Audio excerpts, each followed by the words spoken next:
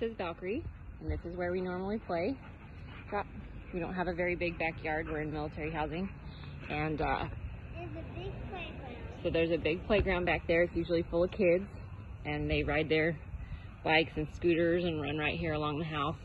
And we can come out here with Valkyrie and play with her or work with her, and she doesn't get distracted and doesn't go crazy chasing everyone and following everyone. We'll take her up to the park to play when the kids are up there, and there's houses all around that have yards with dogs that bark, and she just stays with us. And we always have people ask, you know, how did you get your dog to stay with you? How do you get her to listen so well? And they'll watch us do her training and work some of her tricks while we're out there. And we always tell them, you know, we took her to a trainer and in North Carolina, and it was the best decision we've ever made as far as our dog. We can take her anywhere with us. And my husband's taken her into work, and she'll just lay at his feet, and it's been nice, good girl. And she can go anywhere with us now, and we don't rarely ever put a leash on her. If we go on a walk in our neighborhood, it's normally off a leash, and a lot of times it's a release walk, and we just call her back if we need her to be close when we're crossing a road or something like that. But it's the training we had with Mike at Gray Wolf was absolutely priceless, and people ask us literally every day, how's your dog such a good dog? What did you do? So it does take a lot of work, though. You have to work them when they come home and keep up with everything. They'll do the first part and teach, but once they come home, you really do have to keep up on it. Otherwise, they just go back to other things. Hi, my name's Elizabeth, and about 8 months ago, we got a puppy, a Belgian Malinois, and her name is Valkyrie. She was the cutest little puppy and came right out, and we picked the one that was all over our kids. We have a 4-year-old, a 2-year-old, and a now 1-year-old. And so we wanted to pick one that was gonna really like the kids. And we got her when she was about 7 weeks, and at about 9 weeks, she was out on the trampoline with my husband, and I think she was trying to eat something on the trampoline. And he went to push her face away, and she bit his hand. And, you know, we kind of just chalked it up to like, okay, she's a puppy, she's used to fighting for her food, and kind of didn't really take note of it too much. And then a couple weeks later, she again had something that she wanted, and at first I thought she was eating a frog, so I went to move her out of there, and she snarled at me and guarded. And so I thought, okay, this is definitely not normal puppy behavior. And I said, this is definitely not normal puppy behavior. So I started, talked to my husband and started calling some trainers to find out about how to curb this behavior, because again, I have small kids and I can't have a dog that's going to be dangerous for them.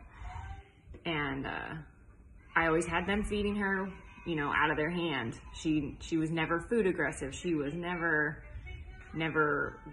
guarded her toys, nothing like that. Nothing of hers she ever did that with. But if she got a hold of one of the baby's toys or one of the kids' toys, something she knew she wasn't supposed to have, she would go and hide. She would go hide behind chairs and things like that. And once she had done that, she would start resource guarding, which I didn't realize what it was until I talked to Mike at GWK9. But I called them, and he said that's resource guarding, and you definitely need to get a handle on that early so that she doesn't learn to really get that behavior set in. And she was too young to go to board and train program and stuff like that. But he helped me out with some tips just to, you know, help me out until we got her there. So he helped me even before we had officially committed to taking her there for training. He came and did a home visit and again showed me some things to do and to work with. And then when she was 16 weeks old, we took her to his house for training, and she was there for the 6-week board and train, and she's been trained to be off her leash and all that kind of stuff. And it was night and day when we brought her back home to just, she was so much more manageable, especially with having the little kids around. And but the resource guarding still was there. He had tried to simulate those situations at home, but it seemed, hold on. But it seemed to be something that she was doing. I think she was just trying to see if she could get away with it at home too. So I called him right away and said, you know, how do we handle this situation? What do we do? He walked me through everything that we needed to do to stop that. And she hasn't done that since. And once my 1-year-old started crawling, it kind of made our dog nervous, and she snapped at her. Definitely not intentionally trying to bite, but just kind of a warning, like, hey, you need to get away. But again, I was not okay with that, so I immediately called Mike, and Addie, hold on. And I said, you know, please help me figure this out, because I can't have my kids not being safe. This is my number one thing, is that the kids and the dog are safe. I don't want my dog labeled vicious, and I don't want my kids hurt. And so he, again, you know, came over right away, We set up scenarios with the kids to see when she would react, what she would do. And then we taught her a better way to react. So now instead of reacting, she'll avoid, she'll avoid the baby. If it's that kind of situation. She loves the kids. Let me clear this up. She will go out of her way to go and play with them, to go and lick them, to go and be all over them. She absolutely adores them. But it was something about my 1-year-old learning how to crawl and move and make weird noises going towards her that just weirded her out somehow. So, but she definitely, we feel so much better now, and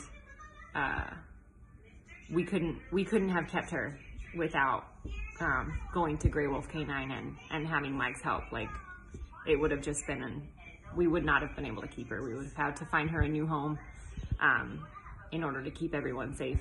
And Mike came to our house after we had brought Valkyrie home from her 6-week board and train, and he came to do a home check just to, you know, see how transitions were working and if there was anything we needed help with while she was there. And he got out of the car, and we were outside playing with her, and she just immediately like perked up and started looking around. And as soon as she realized it was him, she was just ecstatic. And to me, that spoke volumes, because I would get pictures while Valkyrie was there with her on his lap or on his wife's lap. And, you know, obviously sending your pet away for weeks is not easy, but to know that they're getting loved on, and she never once has cowered in front of him or acted timid in front of him. It's just been this, like, she absolutely adores him. And I can't say that I've ever seen her be that excited about anything. She would have picked that day when he showed up. We had her toy, which usually you can't distract her from with anything. And she wanted nothing to do with that toy until she got to see him and say hi and get attention. So to me, that spoke volumes about her relationship with him while she was there, and the amount of care she got from them being there. So thank you, Mike, for that.